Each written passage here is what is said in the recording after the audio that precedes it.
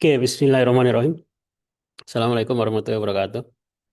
Waalaikumsalam warahmatullahi wabarakatuh. Oke, Alhamdulillah di siang hari ini kita bisa ketemu di mata kuliah kecerdasan buatan, ya. Ini pertemuan pertama karena minggu kemarin saya belum masuk ya. Di pertemuan pertama saya bahas tentang kontrak perkuliahan terlebih dahulu ya, sama konsep dasar kecerdasan buatan. Sesuai dengan prodinya ya, teknologi hasil pertanian nanti akan saya hubungkan dengan sesuai dengan prodinya. Untuk perkenalan saya kira nggak usah perkenalan ya, tinggal kontaknya sudah ada grup WhatsApp ya, silakan masuk di grup WhatsApp yang saya buat di kampus. Untuk perkenalan bisa cari di Google aja ya, gampang. Kemudian kontrak perkuliahan, karena ini masih satu kelas ini berapa orang? 11 ya, kalau saya lihat di kampus. Jadi sama seperti mata kuliah yang lain ya. Kontrak perkuliahan terdiri dari 4 parameter, satu kehadiran, tugas, UTS, UAS. Kehadiran saya buat kecil aja. Yang penting kalian tugas kerjakan bersama UTS dan UAS. Untuk kehadiran bagaimana? Kehadiran tinggal ngisi di kampus aja ya. Saya ngambil kehadiran dari kampus.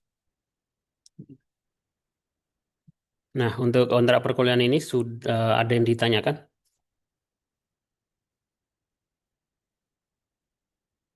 Kira-kira ada yang ditanyakan masalah kontrak perkuliahan? Cukup sih, Pak. Jelas ya, cukup ya. Kalau tugas nanti pengumpulannya di kampus.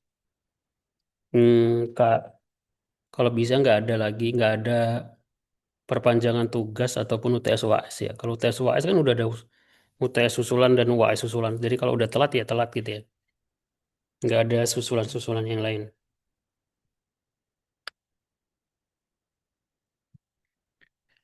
Kecerdasan buatan dalam bahasa Inggris artificial intelligence ya.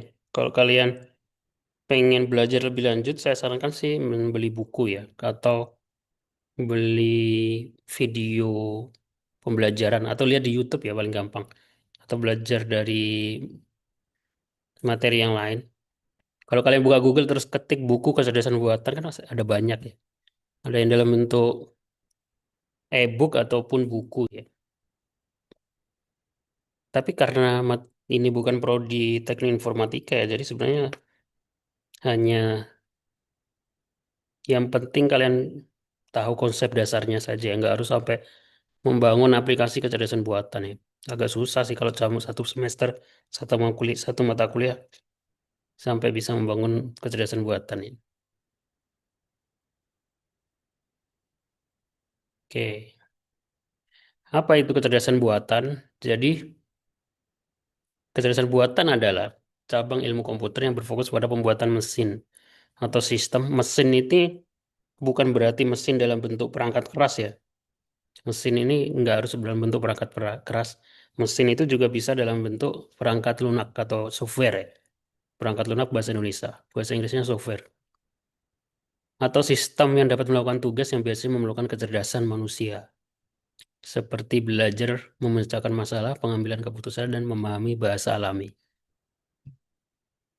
Oke. Nah, kecerdasan buatan itu sangat luas ya. Ada yang mampu belajar sendiri, disebut machine learning. Itu bagian dari kecerdasan buatan juga. Ada juga yang nggak mampu. Ya, masih disebut kecerdasan buatan, tapi nggak bisa belajar sendiri. Dalam kecerdasan buatan itu ada beberapa macam tipe atau bagian gitu ya. Ada machine learning, ada deep learning, ada natural language processing, ada computer vision. Masing-masing punya perannya masing-masing. Teknologi yang berbeda. Jadi kalau mata kuliah ini kecerdasan buatan, jadi sangat luas ya. Harusnya ada machine learning itu bagian dari kecerdasan buatan. Kita harus belajar juga. Tapi kan terlalu spesifik gitu ya. Ada deep learning, ada natural language processing. Ini kecerdasan buatan yang fokus dalam memahami teks. Contoh produknya ya ChatGPT ya. ChatGPT itu contoh produk dari Natural Language Processing. Bagaimana sebuah sistem memahami bahasa, memahami teks gitu ya. Teknologi untuk memahami, menganalisa, dan menghasilkan bahasa manusia. Ada computer vision, teknologi untuk memungkinkan komputer melihat, mengenali objek dalam gambar atau video. Biasanya dipakai untuk face detection ya apa? Hmm, Mendeteksi wajah. Kalau yang sekarang digunakan untuk di KI ya. KI sekarang kita bisa check in pakai wajah kan. Tapi harus didaftarkan terlebih dahulu.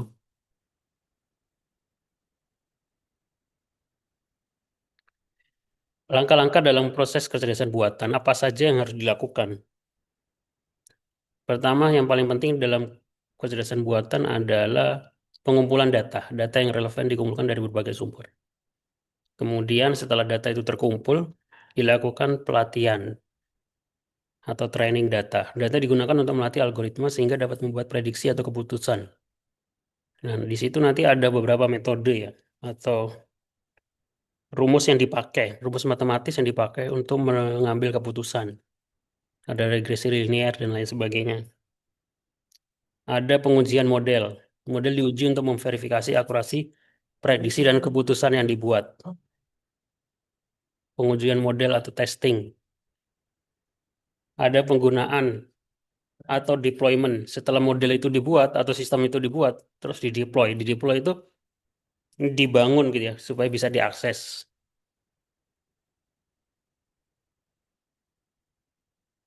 Implementasi kecerdasan buatan dalam teknologi hasil pertanian. Yang paling gampang adalah computer vision. Teknologi digunakan untuk mendeteksi kualitas kematangan produk pertanian. Mengetahui apakah sebuah buah itu matang atau enggak ya. Saya kasih contoh ya. Kita bisa cari referensi di Google Scholar ya.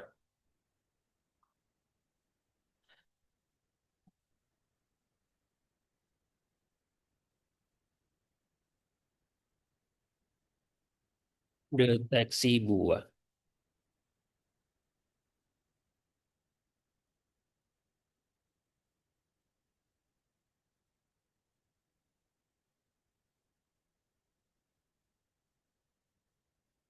Kalau kita cari di Google Scholar, keywordnya deteksi kematangan buah aja.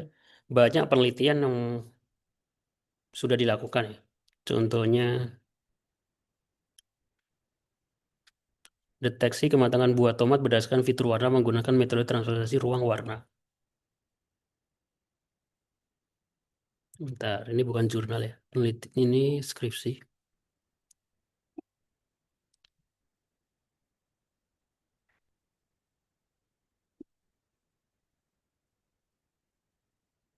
Deteksi kematangan buah berdasarkan warna buah menggunakan metode YCBCR tahun 2019.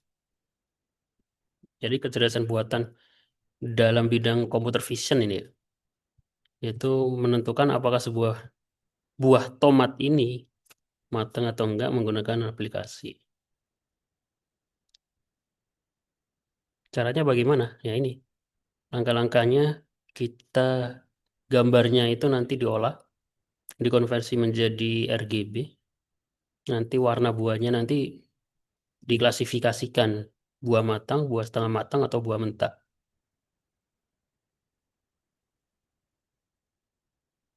Ini contoh implementasi kecerdasan buatan yang masih ada hubungannya tentang teknologi hasil pertanian ya.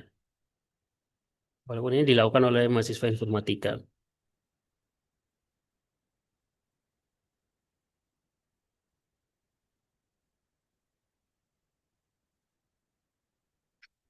Nanti kita belajar untuk membuat sistem seperti ini. Harusnya nggak susah sih kalau paham. eh, Nanti kita belajar bahasa pemrograman Python ya. Oh, saya yakin kalau belajar pelan-pelan untuk membuat deteksi kayak gitu harusnya mudah. Ada yang ditanyakan?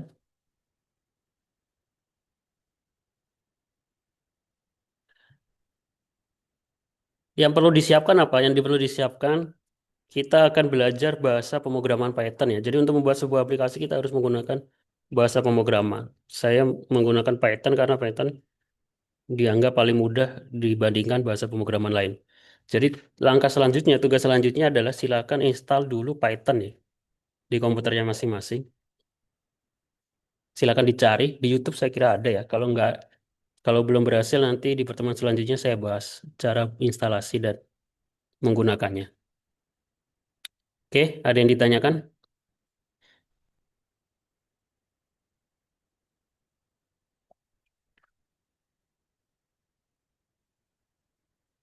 Nggak ada?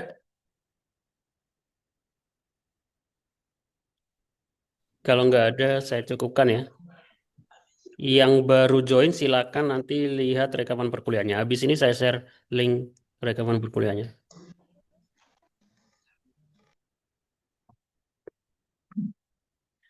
Oke, terima kasih yang sudah datang.